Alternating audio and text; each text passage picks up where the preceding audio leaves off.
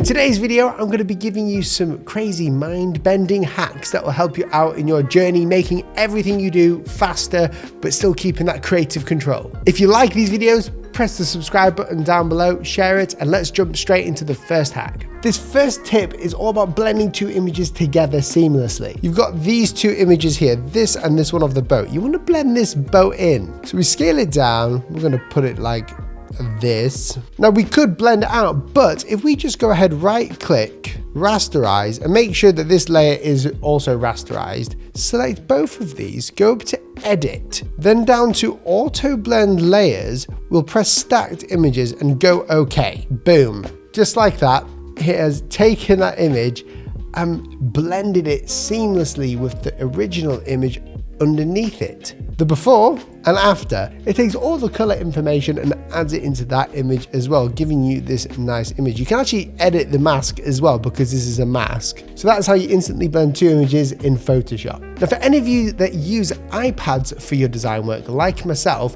then this is going to be right up your street.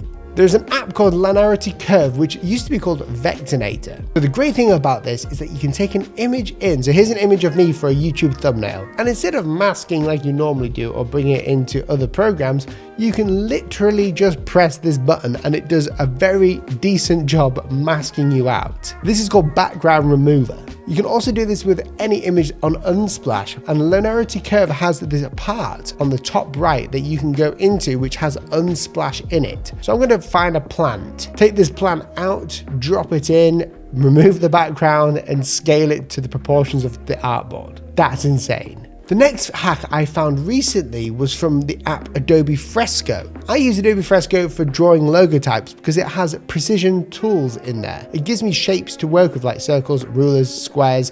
When we need to be precise, it's very good. However, there's always been this time where I need to color in or add shading to my work. But now we have a feature called Draw Inside. When you select this and then start drawing inside of a shape that you've already drawn, it will force you to stay within the lines. This just speeds everything up and is amazing. If you're someone who loves bubble writing and you struggle with hand lettering, you've never done it before, then just do this. Go into Procreate or whichever app you can use any of them.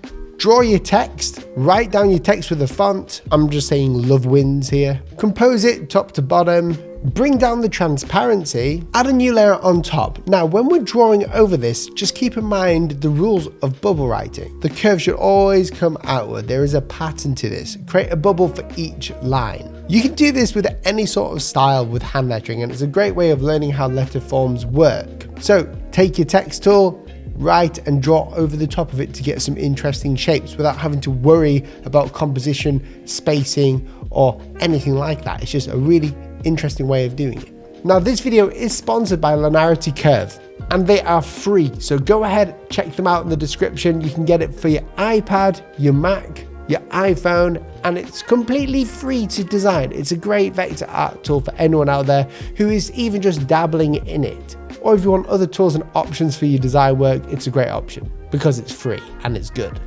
This is for any photographers out there. If you use Lightroom, there's a cool feature for you. Let's say I've got this image here. I've done some minor editing to it. I've smoothed out my face and everything, but the only problem is I've taken a bunch of photographs that I need to also be edited, especially this one. Look at me. That one can just be deleted, I think. That's probably the safest bet.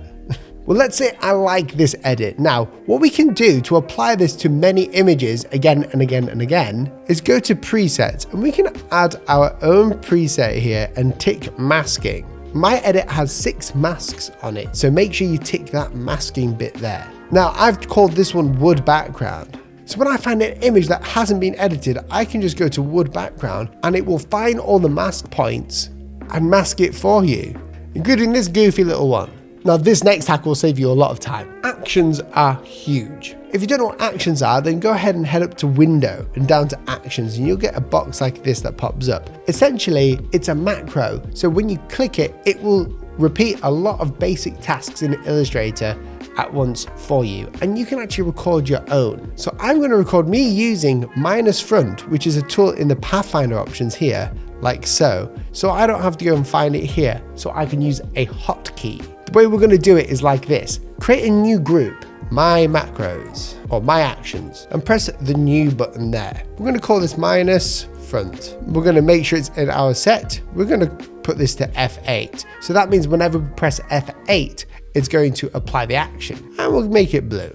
Record. Select both of the shapes, minus front, stop recording. It doesn't look like much has happened, but essentially now if we have any shapes and we highlight them both and press F8, it will minus front. For some this could be faster, for some it might not be, but it's still a cool hack and all. Whenever I'm writing in Illustrator and I want it to be uppercase, normally I have to go up to the top, type, go down to case and upper and lowercase. But instead, I'm going to create an action to do it for me. Create a new action, upper. F7, let's record this. Type.